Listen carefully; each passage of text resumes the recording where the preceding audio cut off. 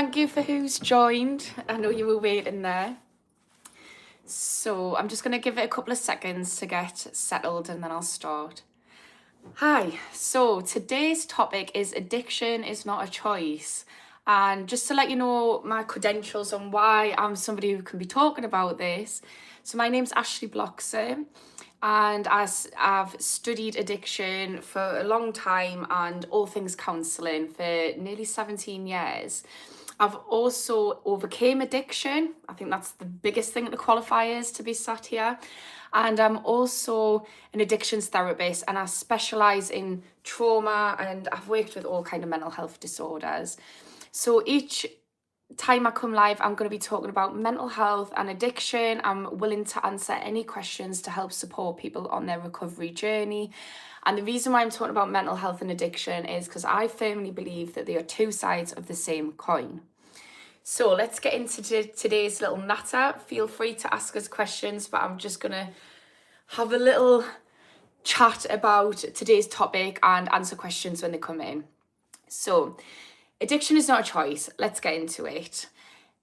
There is a lot of research which shows that addiction is not a moral failing. It is not something that people choose to do. However, it is something that as a society we blame people for. We tend to say, oh, just stop. Why can't you choose differently? Society and policy reflect this. And it's a big shame because actually the research shows something very different. What research shows is that people who have what's called ACEs, which stands for Adverse Childhood Experiences, ACEs, are more susceptible to addiction. And here's why. When we have adverse childhood experiences, which, are the obvious childhood experiences which aren't great for children, but also include things like children's parents getting divorced or separated at a young age, because that can be distressful for a child, or growing up in an area which is socially and economically deprived, basically a poorer area, you're more likely to experience this thing where we're growing up where our brains are in survival mode and our brains develop in relation to being in survival mode. So that looks like we're getting cortisol and adrenaline pumped around our bodies, and then our brains develop in relation to that. So things like the amygdala, which is responsible for being in fight or flight, is overdeveloped, and things like the prefrontal cortex, which is about rational thinking, and they are underdeveloped. So I'm struggling to talk a little bit today, so you're going to have to bear with us, guys. And what this means is we're growing up in a state of survival and our brains are developing in survival mode. So how does that link in with addiction?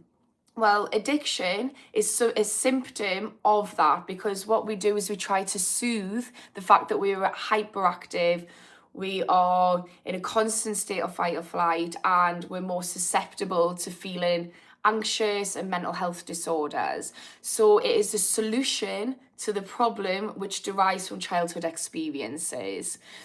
So why are we talking about this? Well, the good thing is that if we are susceptible to have an addiction, to soothe this, because it's a solution, that we can go away and find better solutions, more appropriate solutions. And part of that is accepting that you are not doing this because you are choosing to have an addiction, but rather you are more vulnerable to addiction because it is a way of self-medicating. Right, I've had a little nap. I'm going to see what people are saying. Hi, Mystery Dude, started smoking again. Oh, honestly, I'm with you on that. That is something that I have on and off struggled with, is smoking. I then changed to vaping, and I'm going to hold my hands up because I like to keep it real. I've managed to quit a few addictions, but smoking is next on the list. And I'm trying to be kind to myself because, like I said, addiction isn't a choice. And, there's a lot worse addictions I've had, although I will say that is not great. It's not great for your body. But yeah, I'm sorry to hear that. Hey Ava, yo, Jodie Hottie. Nice to see you. Did you dye your hair? No, I think it's just I've moved the position of my seat so it's making it look lighter because I'm in front of a window. Karma, because saying, so do you think 100% of addictions are related to ACEs? No, it just means that we're more susceptible. So addiction is, if you think of it, it's a solution, not a problem. And I'm sure you're the one who said that the other day, and it's a mantra that I constantly say. So it's not necessarily related to childhood experiences which are adverse. It's just that is primes us to be more vulnerable to addiction. But there are other experiences, trauma. I mean, one of the things that I've worked heavily with is veterans, and there's a charity that I used to work for, and originally we did just counselling, but then what we realised is actually addiction goes hand in hand with a lot of veterans, because you're more susceptible due to the traumas that you might experience from being a veteran.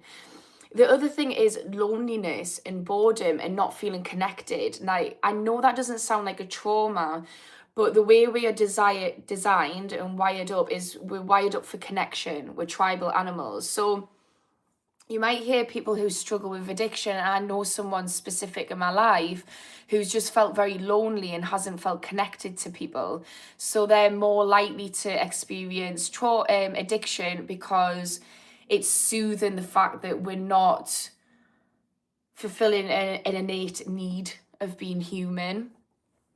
So I think, again, with veterans, they're in a place where there's huge camaraderie and they've got huge connection, and they often describe it like brothers, and then all of a sudden they come back into civvy street, like normal society, and then they're having to struggle with the fact that they don't have that huge connection there. So yeah, it's not limited to ACEs, it's just ACEs make you more susceptible.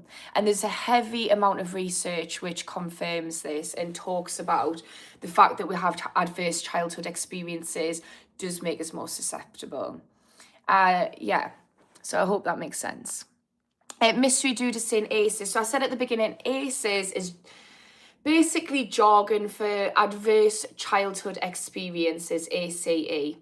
And what they found is, so these adverse childhood experiences, the first one is, I would say, the most obvious, but I can't talk about it on social media. But if you think of something which is, I think you know what I'm talking about, I hope so.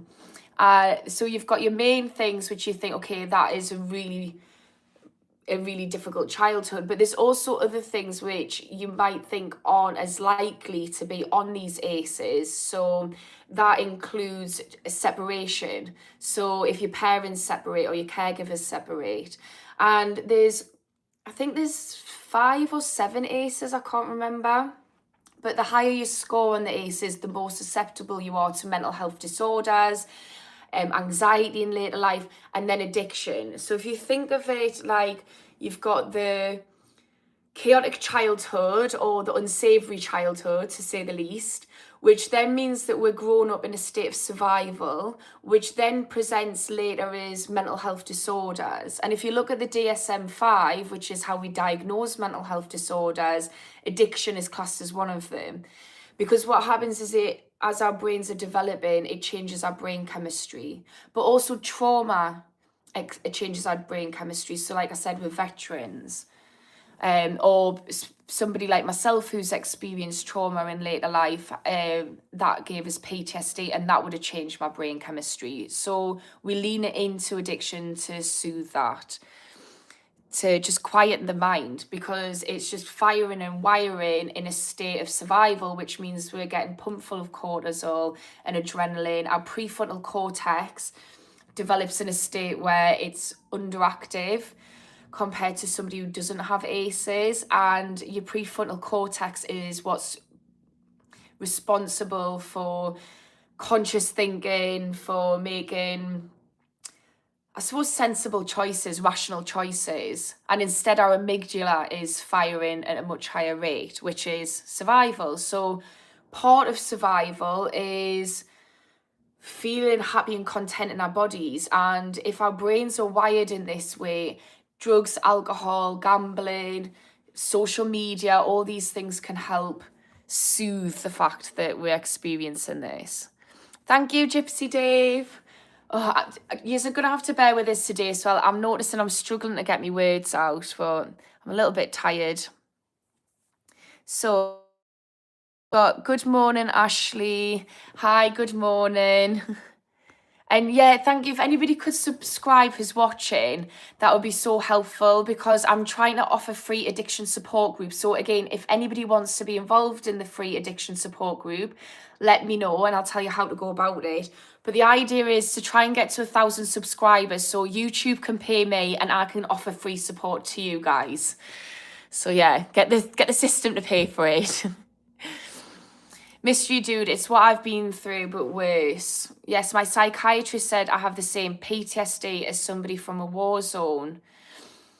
And mystery dude, is that because you've been a veteran, or do you mean you're experiencing PTSD like somebody who's been in a war zone?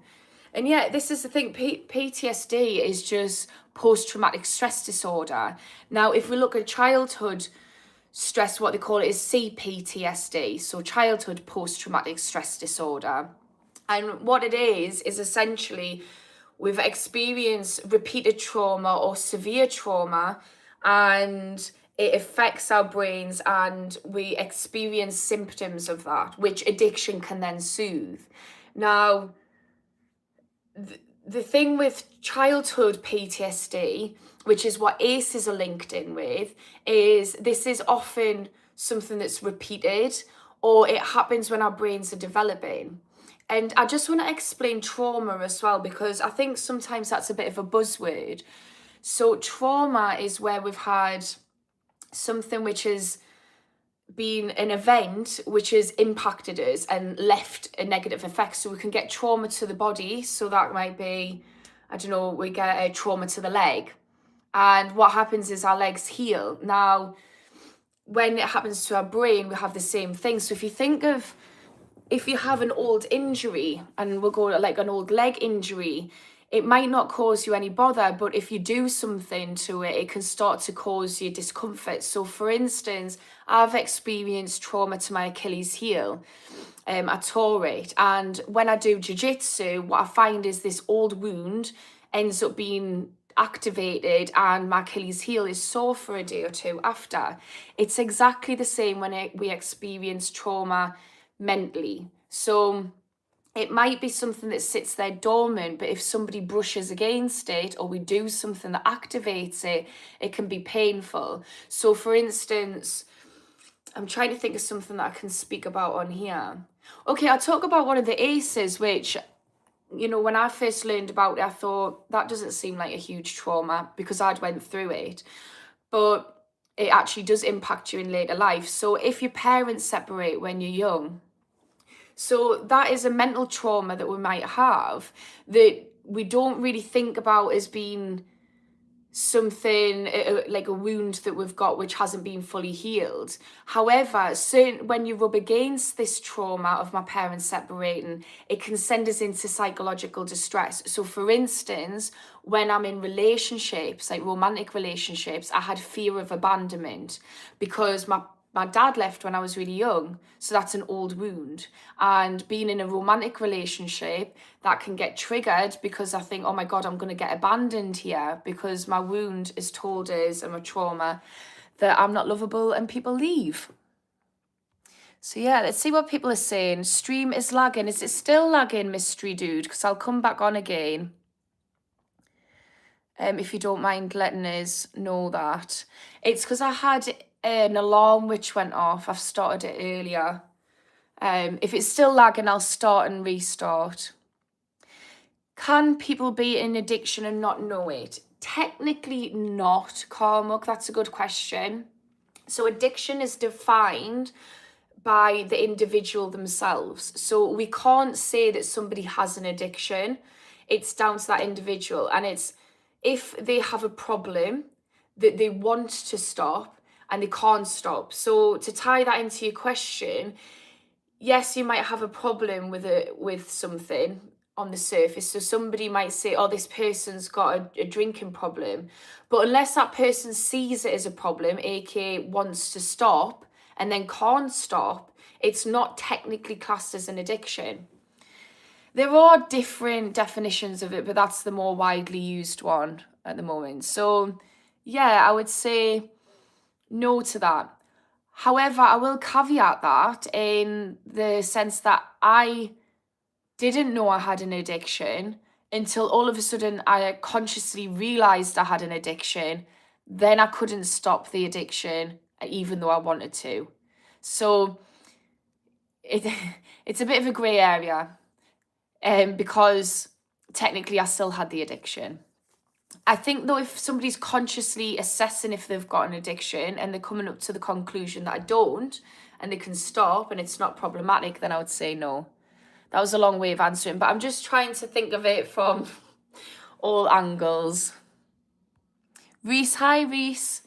I don't know if I've seen you on here before, or if I have, I'm just recognising your name. So thanks for joining, and thanks for everybody else who's joining. Please subscribe, that would be helpful. So Reese is saying, PTSD from narcissistic abuse is definitely addiction.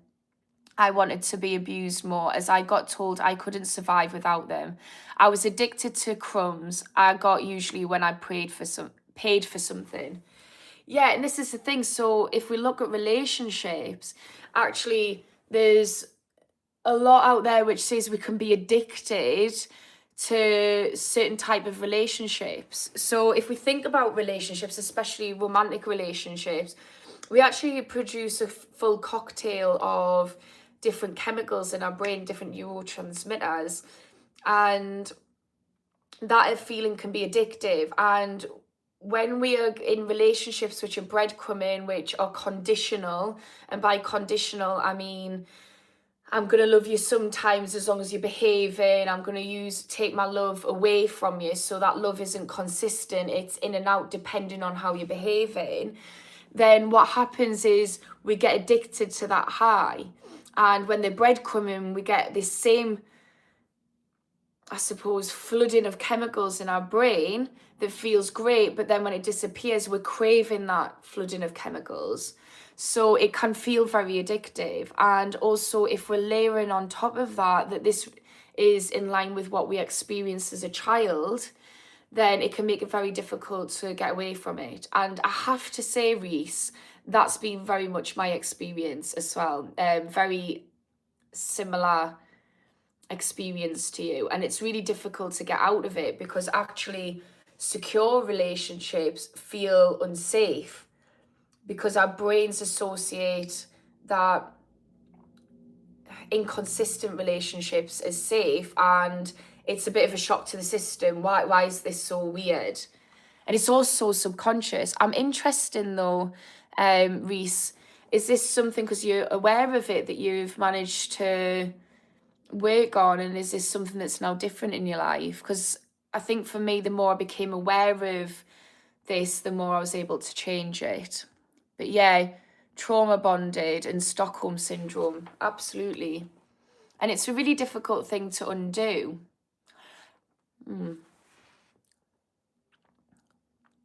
Buzzman, you're not well, buddy. Me?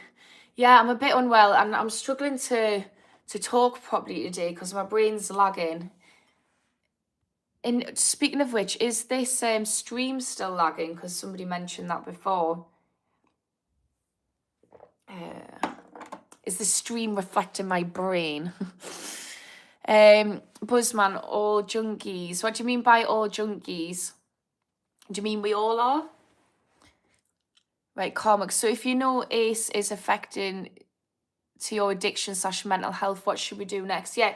So if what I've spoke about adverse childhood experiences is something that you think, okay, this seems like something that I've experienced and I'm struggling with addiction, this is where getting help from mental health professionals can be helpful. So getting the right support to help you look at these experiences, start to unpack them. The thing is, I'm a therapist, and I'm going to hold my hands up and say that because I've experienced PTSD, CPTSD and PTSD, what I found is that talking therapies, although they were really helpful, didn't help me with the PTSD side of things. And it goes back to what I was saying in the beginning about how when our brains are developing, they're developing in a state of survival. And the same if for veterans and people experience trauma and later on in life, is your brains can rewire into a state of survival. So what can be really helpful is to use talking therapies, absolutely. Use self-help like journaling, and you know what's a great thing to help with it is AI. I've done a lot of my healing through ChatGPT, and there's another app which is great called Earkick, which is like actually AI, which was made by a therapist, so I think it's a psychologist or psychiatrist. So it's grounded in counselling theory. But yeah, talking about it can be helpful, but you need to heal it somatically. And that might be through types of therapy like havening or EMDR, or even just reading people who specialize in doing some of their techniques, like Beza von der Kolk. He talks about tapping as something that can be helpful. Or a really great one, which sounds a bit lame, but there's so much research saying that it's tremendous, is meditation and mindfulness. Because like I spoke about, your amygdala is overactive, but your prefrontal cortex in your brain, which is responsible for your rational thinking, is underactive. And if we do meditation, it helps strengthen that.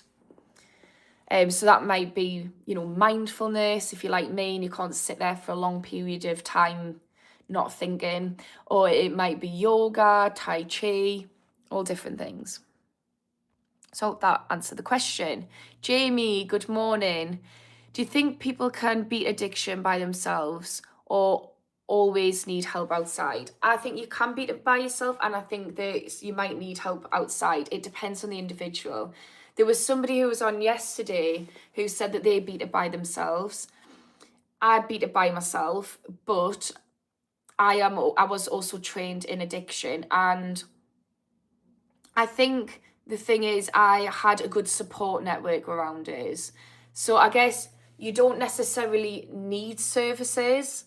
However, I would recommend services. But I think having a good support network is important, whatever that looks like for you. So that might be AA meetings, NA meetings, or GA meetings, which is gambling, or whatever your addiction is.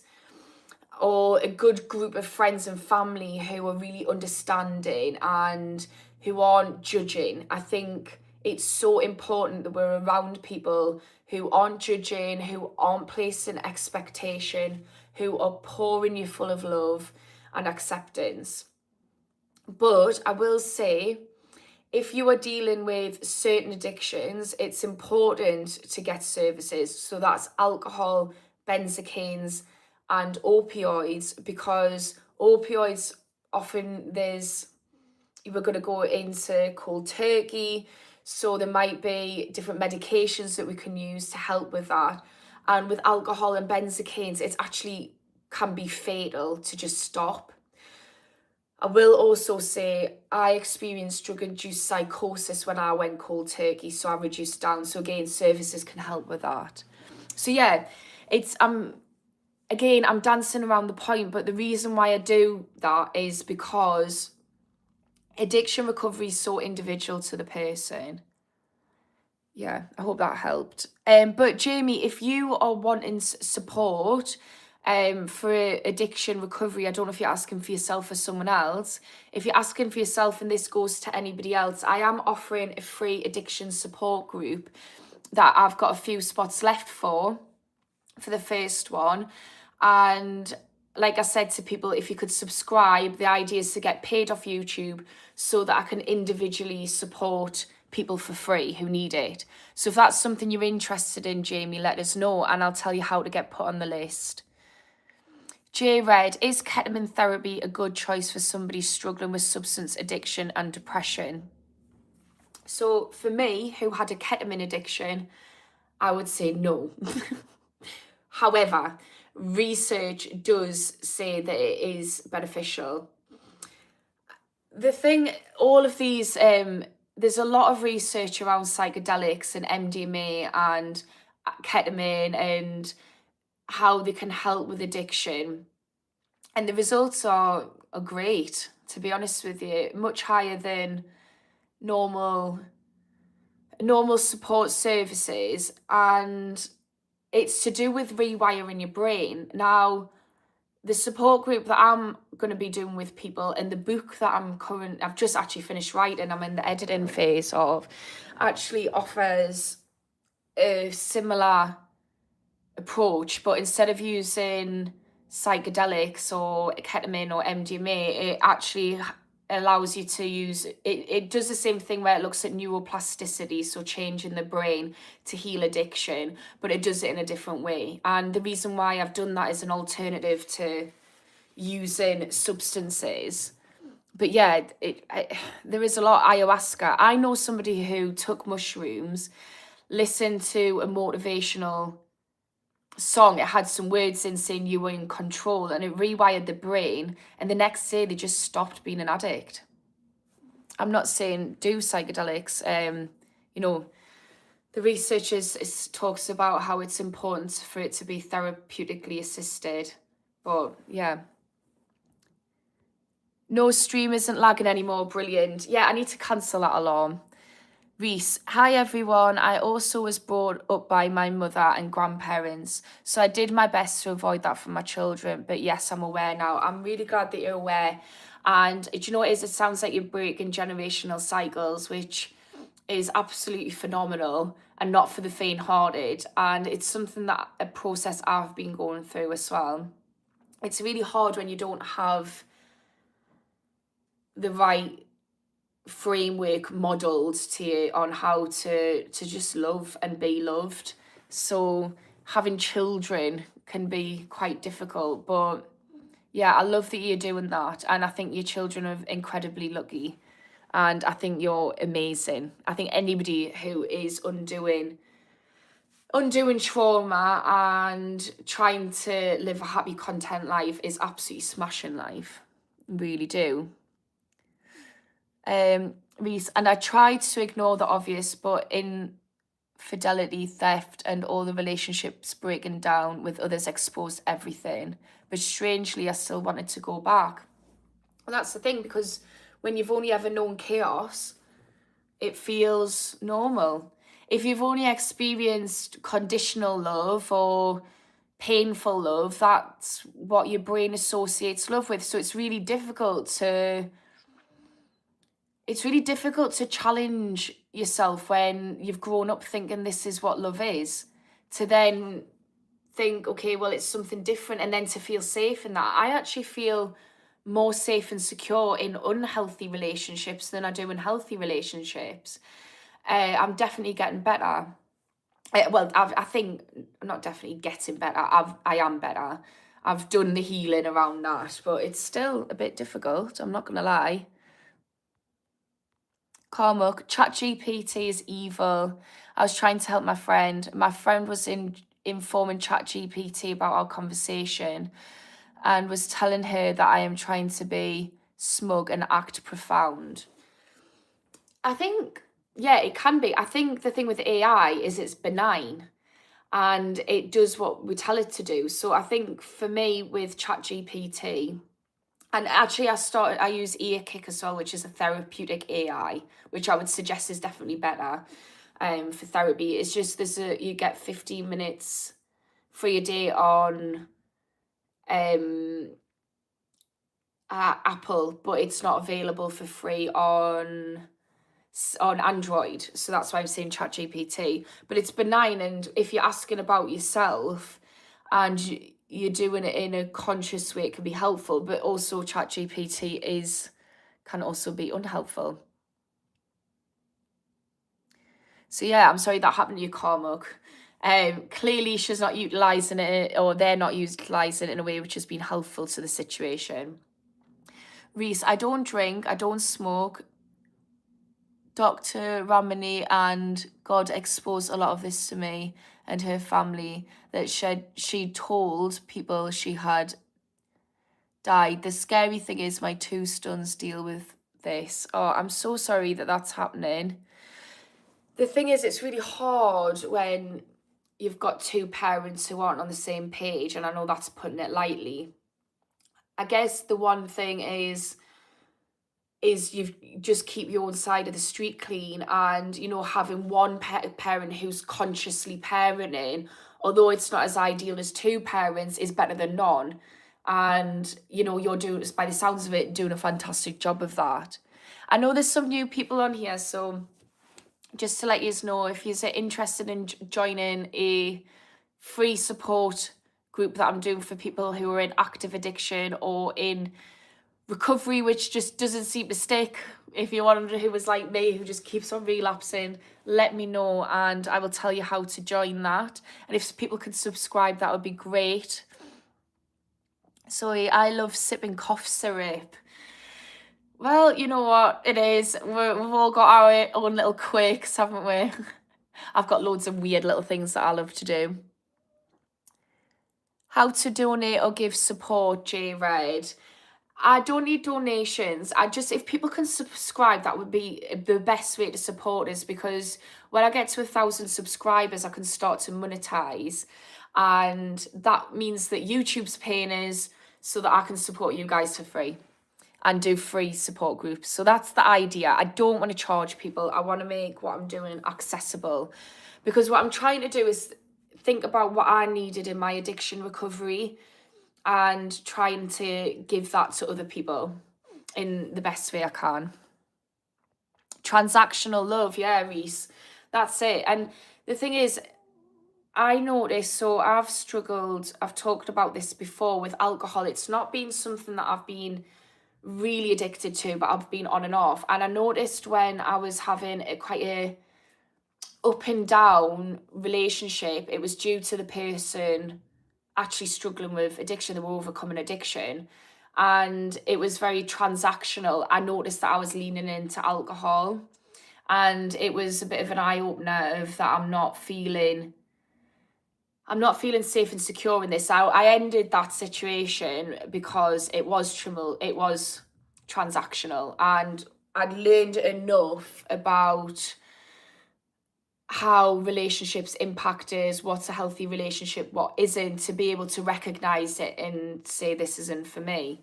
But yeah, it is really linked in with addiction, relationships. Hi, Rich. Rich is saying positive energy for all. I love that. Yes. Positive vibe tribe over here. I love this as well. Everyone's so lovely who comes on my lives. I love how everyone supports each other. This is something, if you are watching and you don't mind commenting and you've overcame addiction, please let us know things which have helped you, because I think, you know, I've got a wealth of knowledge, but I know that everybody's journey is individual, and I love hearing what other people have done, and it might be helpful for somebody who's listening. Camille, hello. I'm a polytox, and I have to say that therapy helps. In Germany, we learn skills and a lot about feelings. I've been in therapy for 2 years. I've been clean for 6 months, the longest. I love that for you. 6 months is a good time to be clean as well, because you've got over the hump of the 3 months, so your brain will be starting to rewire, and yeah, you're in a good stead now to carry that on. Yeah, I think therapy is helpful, absolutely, and I'm a therapist, so I'm not going to sit there and say it's not. But I think for PTSD, if we're just doing talking therapies, I think, and it's not working, it might be because you're not doing somatic therapies as well, which I found I needed. And that's somatic is basically body. That's what it stands for. So somatic therapies are things to heal the nervous system. So yeah, therapy absolutely is helpful, and I'm really glad it's been helpful for you, Camille. And it's a great starting point, because the problem is, if we have psychological wounding, it's an unconscious wound. You know, if we have a trauma to our body, it might be that we'll have a scar. Like I got in a fight with someone and I've got a scar on my eyebrow. Now, I can see the scar, I know it's there. The problem with psychological wounding is we don't see that it's there, and it comes out in certain situations which might activate the wound. So like I say, relationships are a big one, and not just relationships, romantic, but friendships. I notice me and my friend, sometimes we trigger each other and we often talk about it. So talking therapies can be really helpful, because it allows you to see what woundings we've got and understand them, and then we can heal them. But sometimes healing might involve somatic healing. But I'm really glad that that's happened for you. Hello, nerdy dude. I'm a nerdy girl. Also a nerdy dude over here. Camille, I got complex PTSD and schizophrenia, and that's hard. Yeah, I can imagine that that's hard. I can relate. So I've got complex, well, I haven't actually been diagnosed with PTSD, but I've got CPTSD and PTSD because I've done training in it and I recognise it. But I've got PTSD, and which I actually have healed a lot. I've done a lot of healing around it, and I wouldn't say it impacts us. But I do make sure that I'm in safe environments at the moment. But I also have bipolar, which isn't schizophrenia, but I've had psychosis, so it's fairly similar. It has overlaps, shall we say. I think schizophrenia is a harder disorder. But yeah, I'm glad then, Camille, that you've been doing therapy and you've managed to get out of your addiction. And getting clean is so important when you've got something like schizophrenia, as it is for me with bipolar. Kevin, 48 days clean. I love that for you. So you've got past your 21 days now. So for addiction recovery, after 21 days of being sober, your dopamine receptors start to rewire, which means that life can start looking good again. We start to get glimmers of joy and happiness because our dopamine starts to start resetting, which means we can get dopamine from everyday activities, which we're supposed to. But when we're in active addiction, because we're flooding our brain with high amounts of dopamine neurotransmitter, actually what happens is we don't get to enjoy life. So you'll be in that stage where life should start to get a little bit fun and nice. So I love that for you. Longest time in years. So how are you feeling about it, Kevin? How are you feeling? Because I think by the time I was 48 days clean, I was starting to feel pretty good. And I was starting to think, wow, I can actually do this. Because like Kevin said, when it's been the longest time you've been sober in years, you start to feel like, am I ever going to be able to do this? It's a scary spot to be in. But when you're finally doing it, you're like, wow, I actually can do this. That's at least my experience. Let me know yours. Jay, hi. Also, I know that new people have joined. Welcome to my channel. My name's Ashley. I'm an addictions therapist. I've overcame addiction and I've studied addiction. So I've also had loved ones who've experienced addiction. So I've experienced addiction from every angle. But if you could also give us a subscribe, that would be very helpful. I know I've been pushing that today, but Shy Ben's getting out, as to say in Newcastle. Hang in there, Jay.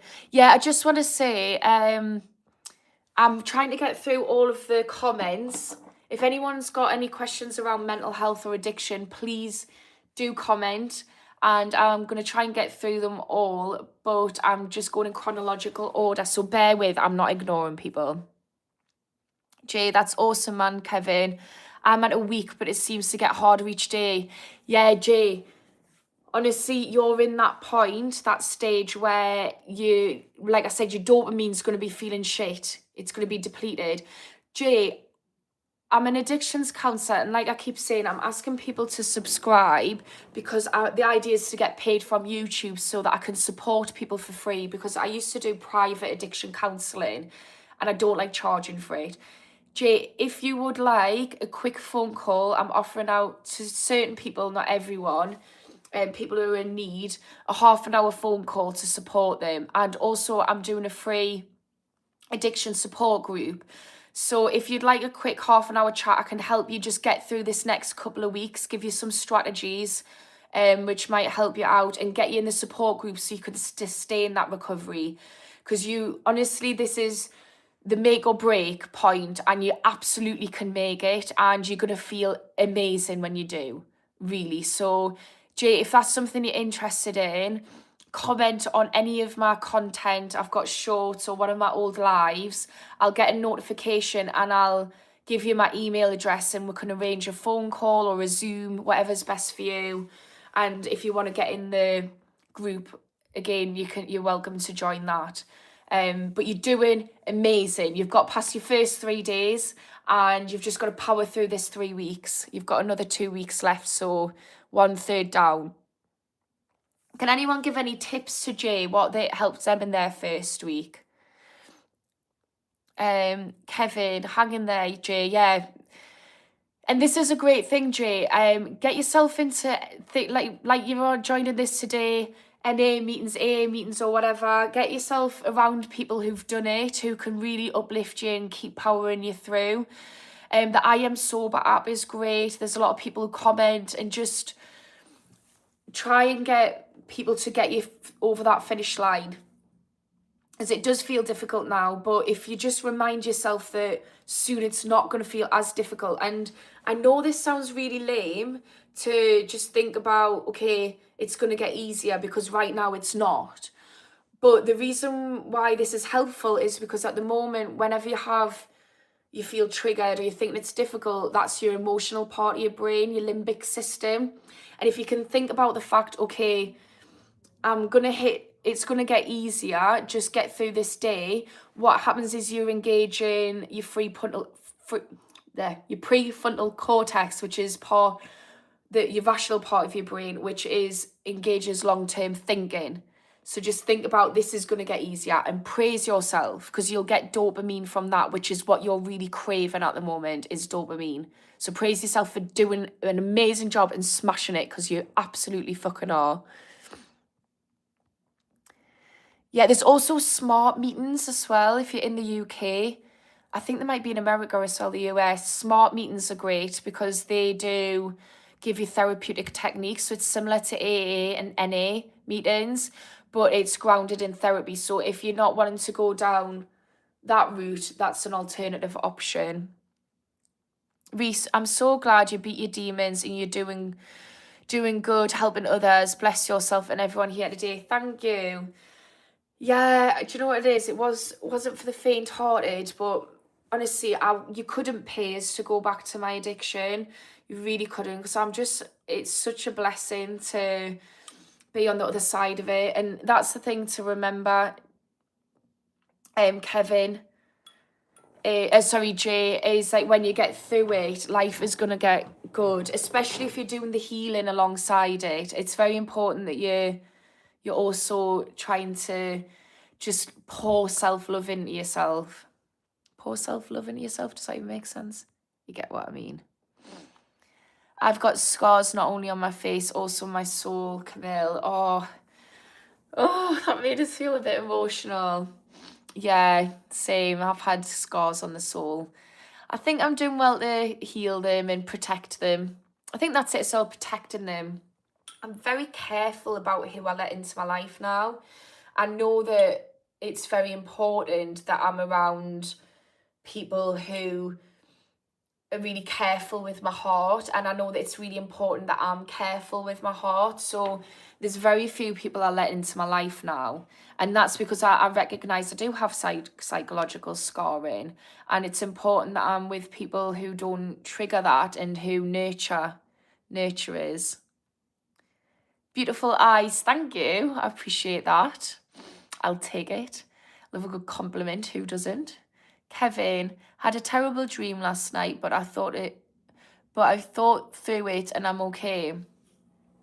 Yeah, I really analyze my dreams. I find that when I have a scary dream, so there's a lot of dreams are a really interesting thing. So if you look at the psychology of dreams, so Freud, who was the person who invented therapy, he was a psychiatrist. He basically talked about dreams analysis, and he said it's a window into the subconscious. And then Gestalt went on to develop this further, and what he said, so Freud said that there's certain symbols in our dreams because they're not logical, but you can identify symbols, and those symbols will represent things, and actually we can use our dreams as a tool for healing. Now, Freud talked about these symbols being broad, and universal, whereas Gestalt went and developed this further and said the symbols are something that we understand ourselves. So there's been research around trauma and dreams and PTSD in particular, and it was around veterans. And what they found is if they got veterans to lucid dream, it could be actually quite helpful to dismantle the trauma. So with dreams, what we can do is we can start to understand our subconscious by thinking about, okay, what do these different themes represent? And we can journal about it. And then what we can do is we can start to bring our subconscious to our conscious. And then when we go to sleep the next night, what happens is anything that we thought about through the day, it solidifies and integrates into our subconscious again. So analysing dreams can be really helpful. So yeah, I'm glad that you thought through it and that you're okay. I think that's a good way to do it. Being conscious about anything is helpful. She's absolutely gorgeous. Thank you. Do you know what it is? I'm feeling a bit today, so I'm loving the compliments. So true, spot on, thank you. I don't know what you're saying, so true and spot on, but thank you anyways. Cormac, I agree. I think she's the prettiest in the whole universe. Oh, thank you guys. I appreciate that. Pretty great, no urges, Kevin. Oh, fantastic. You're the one who said you're 45 days, aren't you? I'm buzzing for you that there's no urges. That's amazing. What a good spot to be in. So what's helped you? Kevin, I know Jay's in his first week. What would you say helped you? Because you're fresh in it. Ash, let's do jokes. Send us a joke. I only know one joke and I've already said it on a different live. It's a pretty shit joke, to be honest. I'll listen to other people's jokes. I also am autistic, so I don't always get jokes. I'm very sarky and I can crack jokes, but I don't always get like actual jokes. Right, I've learned mindfulness, Camille said. Self-love is important. And reworking limiting beliefs. This is personally helpful for me. Yeah, absolutely. That would be, I would say, if I was going to give 3 things for somebody to do to get over addiction, that would be it. Top 3 there. I still have a lot to learn. What should I focus on right now? I am alone. Yeah.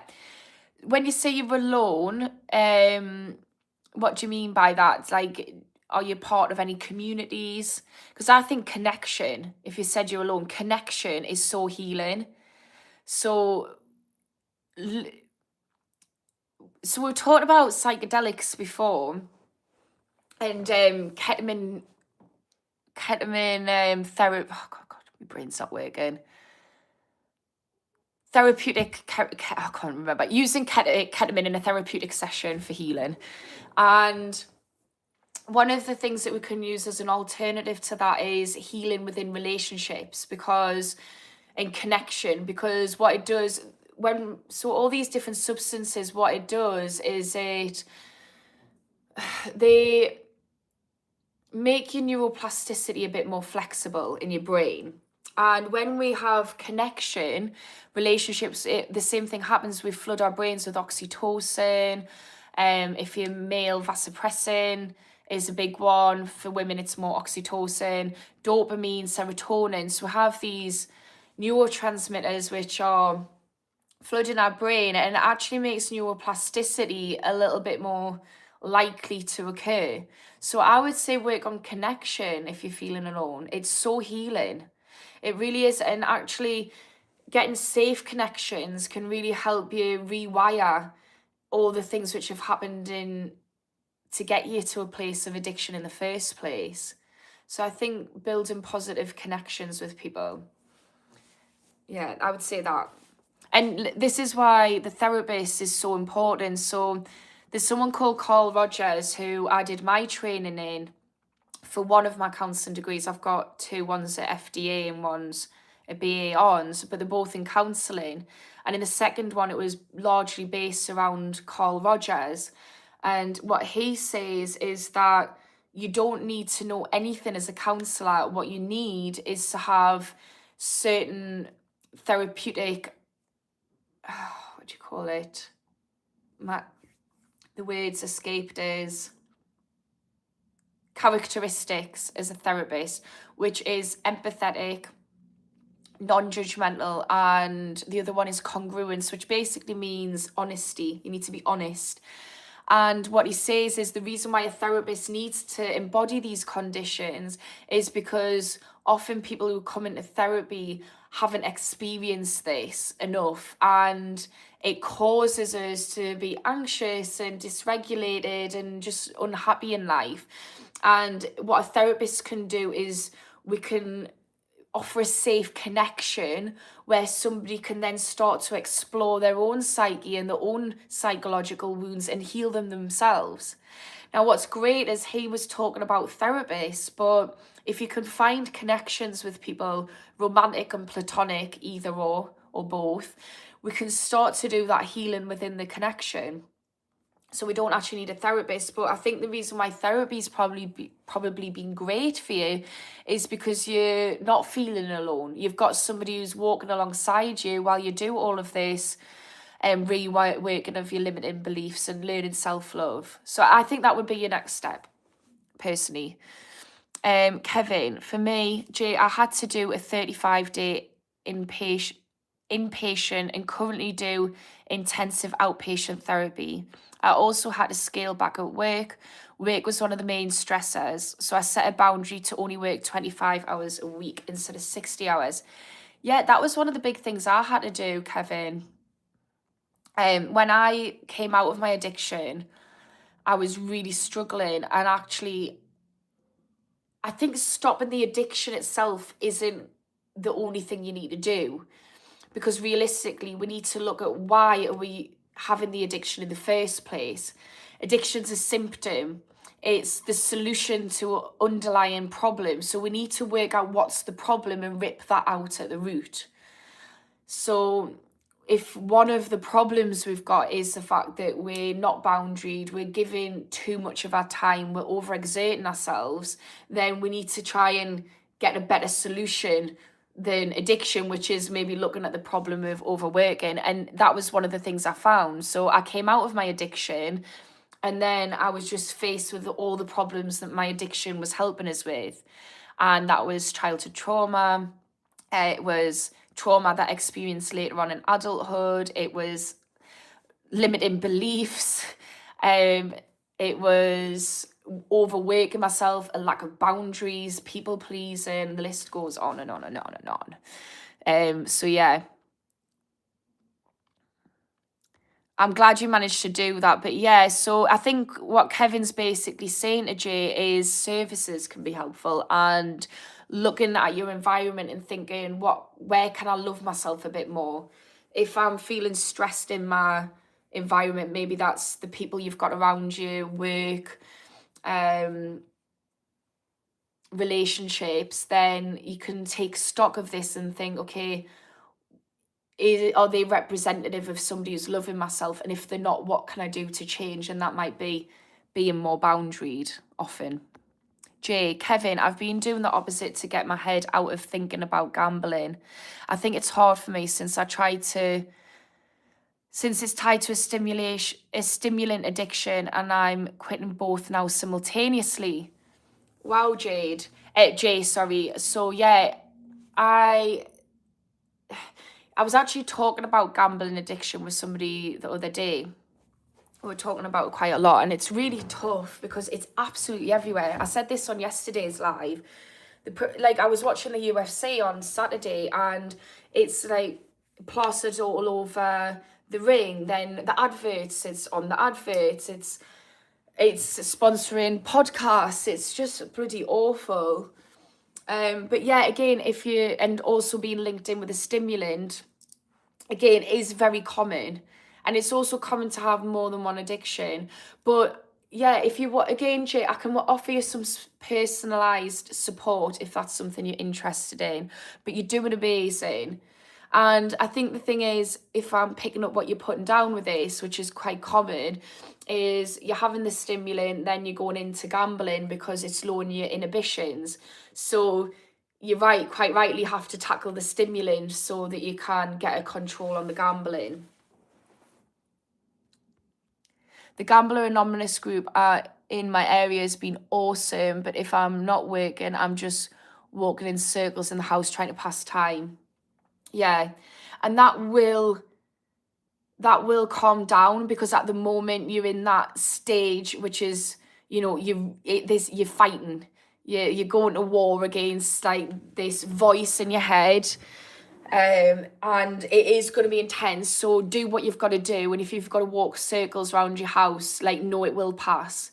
But a future version of yourself, Jay, is going to be so bloody proud of you for walking them circles, for feeling restless and powering through anyways, going to Gambler Anonymous group. Like, there's going to be a future version of yourself which is going to be so bloody grateful for what you're doing. Camille, in the first week, it's helpful to contact people that don't take substances. Being alone is difficult. Yeah, I agree with that, Camille.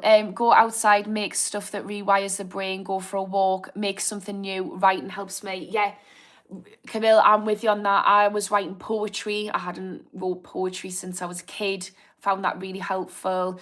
And I told everyone that I knew that I had an addiction, so that I could start spending time and leaning on people who didn't have addiction. So I reconnected with people, and there were, you know, some people weren't that helpful. Other people were severely helpful, and I've now moved county to live next to them, and I've reconnected with them in a lush way. But yeah, you need support. Being alone is not good. Meg, hi Meg. I'm almost 4 years sober and did get 3 years psychotherapy. Won't lie, it's been very lonely, but wouldn't go back for anyone. I love that for you, Meg. I'm nearly 4 years sober too. I've done a lot of different therapies as well. Yeah, it is quite a lonely journey, isn't it? Are you still feeling lonely, Meg? I hope you're in a good spot. But wow, amazing work on nearly 4 years. As somebody who's at nearly 4 years as well, I know that it's probably been a hell of a ride for you, and I'm absolutely over the moon for you for that. Kevin, wow, that's a lot, Jay, but you're doing the right thing by seeking help. For me, it was physically impossible to get better on my own. Reaching out is a must do. Yeah, I agree. And like I did say to someone, there are people who do get sober on their own, but I would suggest support, and yeah, in whichever way that support looks for you. For anybody new, if I know I've already mentioned it a few times, but if you wouldn't mind subscribing, that would be helpful. And also if you're in active addiction or recovery and you need some support, I'm offering a free support group. So if that's something you're interested in, just comment on any of my content. I've got like one of my old lives, a short support group, and I will get you on the list. Hi, Al Brooks. Nice to see you. Jay, I'm also a veteran now in the inactive reserves. Bloody hell. Oh, I'm struggling to speak. So I genuinely miss the accountability and the random drug checks that kept me on the straight and narrow for so long. Yeah, how are you finding being a veteran? How are you finding being in Civvy Street? So when I got sober, one thing that I did is I asked my dad if I could do drugs tests. So I went and ordered some drugs tests off Amazon, because I knew that accountability can be really helpful in addiction recovery. So I made myself accountable. I ordered drugs tests and I gave them to my dad, and I said, can I do a drugs test FaceTimed my dad and said, can I do a drugs test every 3 days? And that just helped us get through that first 3 months. At first, 3 months I did it. And it was helpful because I had that accountability. But you can create accountability in other ways, and that might be telling somebody and asking somebody to check up on you. It might be having a sponsor through NA or A meetings, being in services so you know you've got to speak to someone. And the reason why accountability is good, so the random drug checks it gives you that circuit break. So when we feel like we want to engage in an activity that we know is unhelpful, whether that's a substance or a behaviour, we're using our emotional part of the brain, which I've already said, and giving yourself a chance to rationally think about it, aka I know that somebody's going to be doing a drugs test, or I've got my sponsor, or I'm going to have to go to that service tomorrow, gives you an opportunity to engage the long-term part of your brain, the rational thinking. So there's method behind the madness. So I'm getting very tired, guys, but I noticed there's some comments. So I'm going to go up to Denzel's comment. In fact, I'll do one more comment after that. So if somebody else wants to put a comment in, I'll answer that one as well. And then I'm going to go. Meg, just keep going. Oh, wait there. Nerdy dude, never mind. What you never minding about, nerdy dude? Have I missed one of the comments you've said? Meg said, just keep going. One day turns into 1 week, turns into 1 month, turns into 1 year. Just keep going, yeah. And to flip that script as well, you often hear the thing in recovery of just 1 day at a time. Saying that I'm going to stop forever just sounds so overwhelming. It just sounds like something that's so out of reach. But saying, okay, I'm just going to get over this 5 minutes or this 1 day is actually something which feels like, okay, I can do that. That's a goal that is going to be difficult in the early stages, but it's something I can do and it feels more manageable. And just praising yourself after every victory, praise yourself. The I Am Sober app is good because it helps you quantify your progress, which is really great. But yeah, and it turns into one, like she says, 1 day turns into 1 week, and it just snowballs. So try and break it down and praise yourself, and you will be smashing it. And if you're not, keep going back to the drawing board and keep doing that 1 day again. We can always do 1 day at any point. Even if we fell off the wagon or we've relapsed, we can always do that 1 day and praise ourselves for it. You know, the amount of times that I relapse and then felt like, oh my God, that's it. I've relapsed. I can't do it. And actually, okay, I've relapsed, but that means it doesn't mean I've got to stay off the wagon. I can pick myself up again and I can do that 1 day and I can say, wow, I did that 1 day, even though I relapsed. Reese, we need boundaries. That's so true. And healthy respect them. Yeah, I think that was a massive contributing factor to my addiction, was I struggled with boundaries. I saw this thing that said, if you struggle with boundaries with others, you probably struggle with boundaries yourself. And I was like, oh my God, that is so true. I struggled with boundaries around my addiction and I struggled with boundaries around others. And as soon as I started putting boundaries in with myself, I started then respecting myself a little bit more. And then I started to put boundaries in with others. And it became like a positive catch-22. Kevin, I've got a joke. The doctor said I've got good news and bad news. The good news is you have 3 days to live. And the bad news is I should have told you 2 days ago. That is that is so grim. It doesn't even sound like a joke. It sounds like the joke that is the NHS. I should have told you 2 days ago, but we're absolutely swamped, so I didn't. We've not got enough funding, so I didn't. Camille, I'm disconnected from my environment to heal. Now I stay alone, no friends, no partnership, no job, a family that doesn't understand me. Why should I stay in contact with them and take substances? Yeah, Camille, honestly, I had to really get rid of, take stock of who was in my life. I could do with a hair bubble right now. I had to take stock of who was in my life and make the decision to, am I going to choose me or am I going to choose them? It was a hard decision. But then I think what I realised is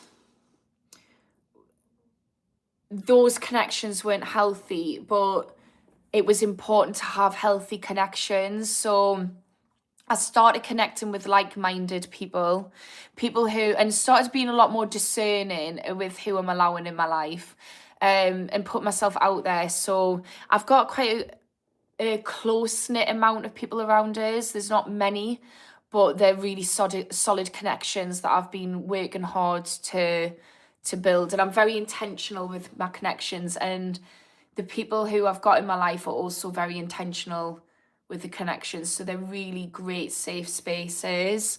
It took us a while to get to that point, though. I really struggled to trust people when I came out of my addiction. I've been burned by quite a lot of people, and it's really hard.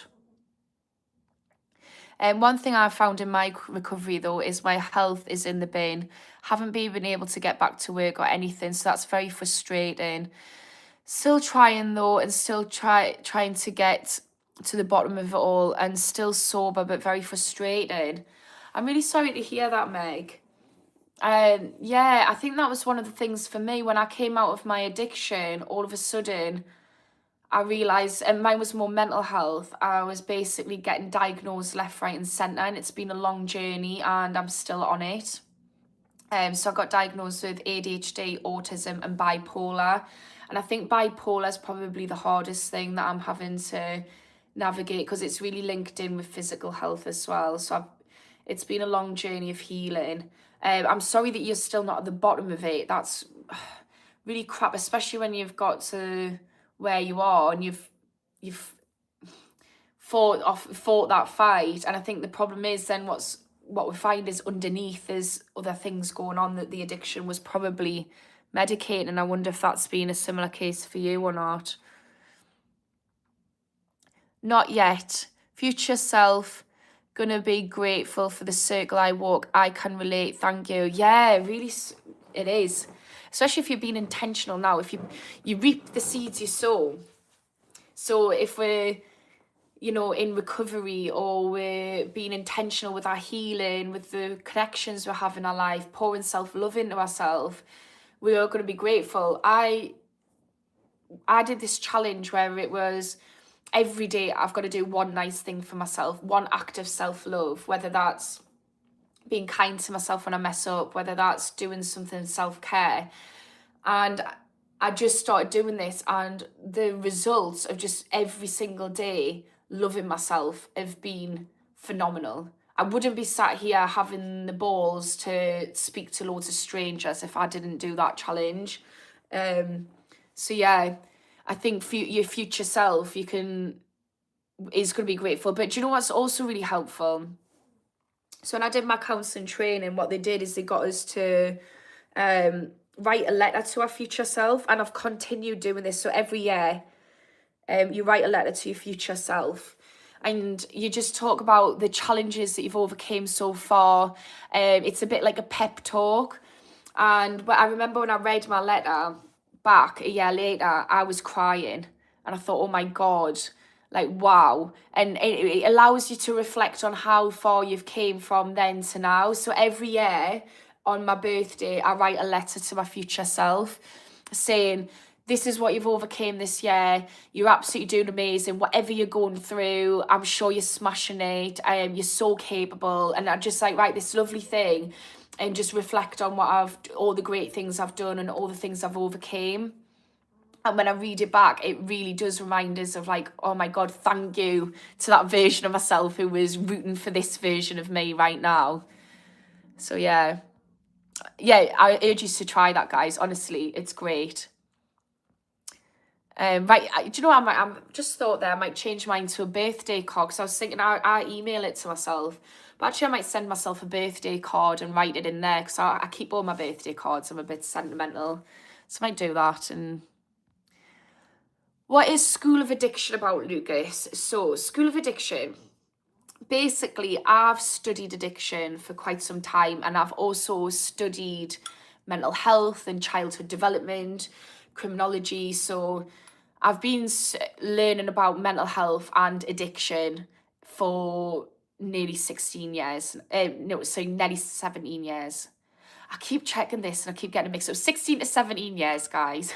And basically what I'm doing is I'm offering a space where I can talk about mental health and addiction, because I think they're two sides of the same coin, and just help people by sharing little bits of knowledge that I've picked up over the years. I've also overcame addiction, and I've also got loved ones who've struggled with addiction. So it's just about supporting people. I've done a course on supporting people who supporting loved ones with addiction. So it's basically a channel where I'm just sharing what I know, and I'm trying to tailor it to what people are saying. So if people are struggling in addiction, or they're in recovery, or maybe they're in recovery and they're smashing that, but they're still struggling in some way, shape or form, or just want to come on and chat to like-minded people, because like a few people have said today, it's quite lonely. Addiction and addiction recovery can be quite lonely. So yeah, I'm just offering a little online space for all of that, Lucas, to answer your question. Jay, that's smart with the drug tests. I'll ask my local friends to help keep me in check. Thank you for your advice. We'll be stopping by when I see you live to check in. Thanks, Jay. I really appreciate that. Yeah, it's really helpful, the drug addiction tests. You can get them on Amazon. I think I was getting about 10 tests for so I know you said there was a stimulant. You'll be able to buy them for a stimulant, and I think you get like 10 tests for like 2-3 quid. We dip it in the wee, and it was just in my head. I knew I've got to do a drugs test. As I explained it to my dad, so it was me who came up with the idea, and I suggested it to my dad. And my dad, he doesn't struggle with addiction, but he was so helpful. He really tried to understand and empathise with us. And he framed it in a good way. He said, oh, it's a bit like when you go to Weight Watchers or Slimming World and you have to do a weigh-in. It keeps you accountable. And I was like, yeah, it's exactly like that. So just some form of accountability. This is where the support groups can be really helpful, because you know you've got to go to that support group. You know you've got that weigh-in to happen. And it's not about beating yourself up if you eat the cake and you've put on weight in the weigh-in, or if you've got to fail the drugs test, or you've got to go tail between your legs, which we've all done, to a meeting. It just means that it gives you that chance to think, actually, no, I've got my meeting coming up, I've got to do a drugs test, so I'm just going to not do it. And it allows you to engage the rational part of your brain. So, hi, Zero Candid. So I'm literally going to end this now, because we've been talking about boundaries and I'm very tired. Thank you for everyone who's joined. I'm going to answer one more thing if there's somebody saying something about addiction. So I'm going to just go down. Oh, I'm going to answer slow. So a 7. Drug addicts get sober, then make being a recovered addict their entire personality, and all of a sudden want to be a social worker. Like, thank fuck, can someone that did drugs for 30 years give advice? As an addictions therapist, when I went for addiction support, I was very, very uncomfortable going. And the reason why is I just thought somebody isn't going to understand us, and there's so much shame and stigma attached to it. So even though I'm a therapist, I would have rather have went to somebody who'd overcame it. Also, Russell Brand says, he turns around and says, with addiction, find somebody who to be your mentor, somebody who's been there and done it. And he says this for every area of life, whether it's business, whether it's mental health support, whether it's yoga, whether it's addiction recovery, find somebody who's done it and ask them how they did it. Now, I've known people who've been in addiction services who have felt like it's been detrimental because the people they've been working with don't understand addiction. So I think one of the big things about people going in who've recovered from addiction is, one, they know how difficult it is, so they've got mad empathy. 2, they're the most qualified person to do it. I learned all these tips and tricks, the research behind addiction recovery, and then I developed an addiction. And what I realised was all of the book stuff I'd learned, all the theory just wasn't working. And I had to learn how to get out of addiction myself. The tools and techniques and research I learned helped, but there was missing pieces. And I think this is where somebody who's overcame addiction is the best qualified person to help someone. And even just in these live sessions, you know, I always encourage people to say what helped for them, because I know fine well that that's going to be really helpful to other people. I think you're making a dig at me. So I'm actually a qualified addictions therapist anyways. I've got qualifications coming out of my arse for therapy. I've got 2 therapeutic degrees, an FDA and a BA Hons. And I've also got a master's in addiction. I was doing my PhD in addiction. So I am qualified, but to stick up for all those other people who want to support people, it's because they are the best people. And you will know, if you've been through addiction, that you just need somebody who gets it. You need that one person who's saying, actually, it's okay, I'm not judging you, you can do this, I've done it, I'm going to help give you the roadmap on how to do it, and you're going to smash it. So yeah. Also, the bit about, and I'm going on a rant here, normally when people say things, I don't really react, but I just think it was quite a naive comment to make, because I think from looking out, the person looking inward might think, oh, they make it the whole life, but unless you've been through addiction, I don't think you understand just what kind of character you have to be to get through it. And I think the type of character you have to be is incredibly strong, and you also have to be incredibly empathetic, because if you've been through something like that, you can't help but care for other people, and you can't help but want to help other people and think, do you know what it is? I know how bloody tough that was. So yeah, I am going to own it like a badge of honour, and I'm also going to help anyone and everybody who's going through it, because I know what it feels like to be in that position. So yeah, I just wanted to answer that on my parting note. If I wasn't hungry, I probably would have been a little bit less emotionally charged with it. But I really do think that, you know, anybody who is in recovery will get what I've just said. So I'm going to leave it there. Thanks so much, everybody who's joined. And also, slow RZ, your older sister's currently stuck in going to group. I just want to say, cut your sister some goddamn slack. It's not, addiction recovery is not for the faint-hearted. It's not her fault that she was in that. And if that's what she needs to do for her recovery, support her instead of tearing her down. Because you know what it is? I'll be honest with you, Slow. I had people who were tearing me down in my recovery, and it felt like people were kicking us while I was down.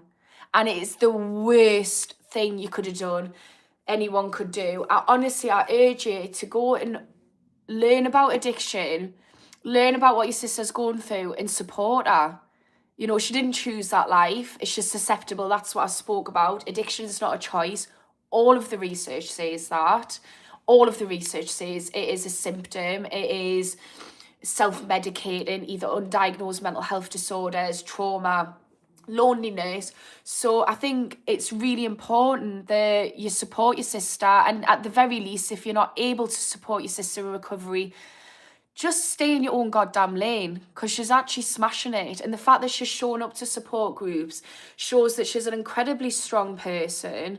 And especially when she's clearly experiencing judgment, because I'm seeing it come through my screen now towards her. She's clearly experiencing judgment, and she's doing it anyways. Like, God, hats off to her. I'm applauding her. I'm sure anybody else who's in recovery will be too. And I think you just need to stay in your own lane and go and watch the Jahan Hari, Everything You Know About Addiction Is Wrong. On that note, I'm going to go get some food because I'm getting a bit hungry. I really don't like people who judge people for addiction. Anybody who's doing it, keep doing it. You're smashing it. And yeah, go screw yourself, slow arse 7. Bye.